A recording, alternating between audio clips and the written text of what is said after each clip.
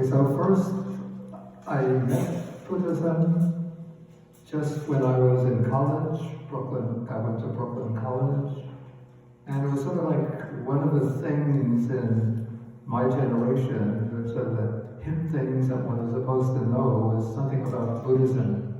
Especially there was at that time a kind of intellectual fascination with Zen. You have to know about Zen, even though nobody was practicing meditation, but it was sort of a thing that educated people were supposed to know something about it. So out of curiosity, I picked up a few books on Buddhism, and they had very strong resonance with me.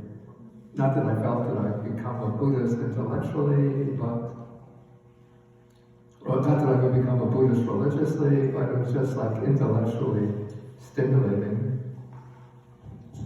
And then also another thing that happened about the same time, some of my friends from Brooklyn, we would go from time to time to Chinatown to take a meal in the Chinese restaurant. And then when we would pass some of these shops that were selling Buddha statues and other items, I was always fascinated by the statues of the Buddha and also the statues of Kuan Yin Bodhisattva. So I think it established a kind of connection with Kuan Yin. Okay, so I continued from time to time to read a bit here and there about Buddhism. And then I went to graduate school started in 1966 at Claremont, now it's called Claremont Graduate University. At that time it was called Claremont Graduate School. And then the second semester that I was there, a Buddhist monk from Vietnam came to study at the same university, and he came to live in the same residence hall where I was living. And so earlier I made some attempts on my own to meditate, but I expected that when you sit down to meditate, you'll go immediately into some deep state of samadhi, and it didn't happen with me. And so when this Buddhist monk came to live in the residence hall, then I became friendly with him, and I came to him for instructions and guidance and meditation. And he gave me some instruction in Buddhism as well. And we wound up actually living together, first in the graduate residence hall. And after some time of practicing meditation under his guidance, the thought came to my mind that I want to become a monk as well. And so I was ordained by him as a novice monk, a samanera in the Vietnamese Mahayana tradition. And we wound up living together for 3 years at Claremont until he finished his studies and went back to Vietnam. I still had another year and a half to go. And during that period, then I met some monks from Sri Lanka, particularly one monk named Venerable Piyadasi Mahatera. And I became friendly with him, and I would drive him around Los Angeles. And I was teaching at that time while I was working on my dissertation at California State College at Fullerton. And I brought him to my classes to give talks in my classes. And then I went with him to the airport when he was going to leave Los Angeles. And he said, "Someday you should come to Sri Lanka." Or at that time it was still called Ceylon. "If you come to Ceylon," he said, "I can arrange for you to stay in a Buddhist monastery." And so the next year, then, the thought came more and more strongly in my mind to take up that offer and go to Sri Lanka. And so I wrote to Venerable Piyadasi, told him my intention, and then he wrote back, and he connected me to an elder Sri Lankan monk by the name of Venerable Balangoda Ananda Maitreya, who spoke perfectly fluent English, just like a British gentleman. And he was like the foremost regarded as the foremost scholar monk in Sri Lanka at the time, fluent in Pali and Sanskrit. And he was living in a small, at that time he had pretty much retired from his so-called professional responsibilities. And he was staying in a small, his home monastery in the hill country outside the town of Balangoda. And so I became his student. I was reordained into the Theravada tradition under him. And I wound up staying 3 years with him. I'm not supposed to tell my whole biography here.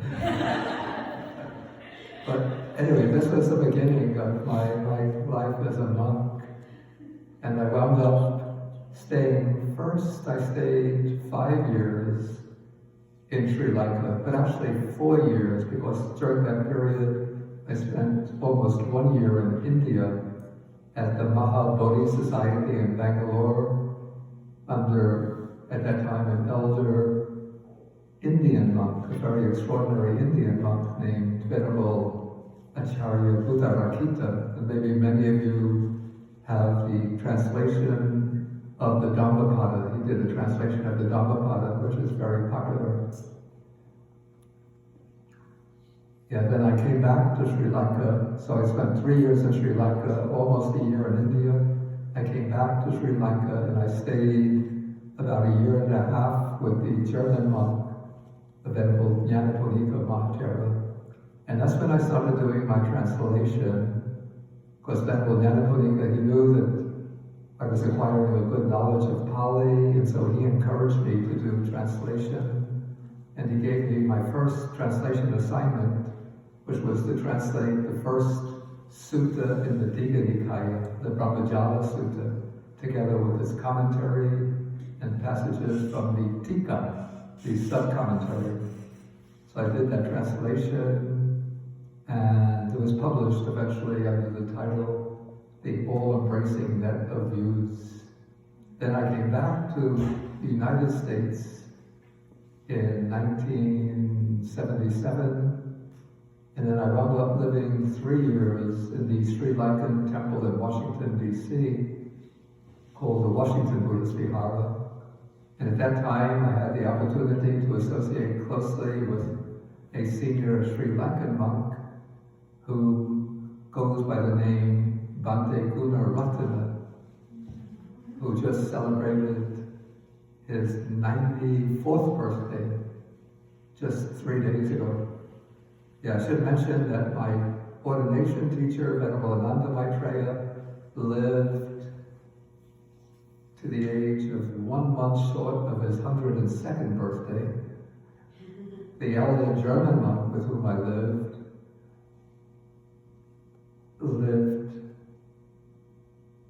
a few months past his 93rd birthday.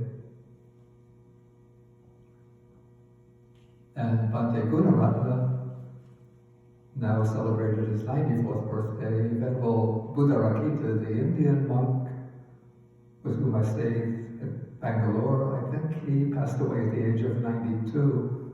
So I'm in a lineage of monks who live to very long lifespans.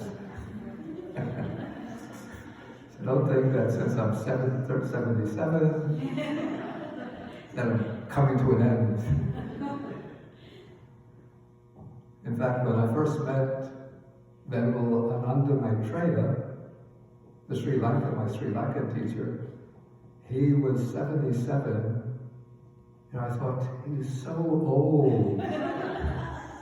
How could I stay with such an old monk? But as I said, he wound up living almost to the age of 102. So he had 25 more years of life ahead of him. Okay, so then I went back to Sri Lanka in 1982. I was actually planning to go to Myanmar, or at that time known as Burma, but it was very difficult to get into Burma, and so I wound up going back to Sri Lanka, and then I spent pretty much 20 years in Sri Lanka until I came to the United States, back to the United States in the year 2002. So that's my biography. And then I wound up staying at Bodhi Monastery in New Jersey, Lafayette, New Jersey, with another elder monk, a monk originally from China and later from Taiwan, who was actually later became, I think, the president of the Buddhist Association of Laos. This is Venerable Ren Jun, who lived, he had a lifespan of 91 or 92. Yeah, so, and then in 2007, then I came to Zhuangyan Monastery. So that's my biography in a nutshell.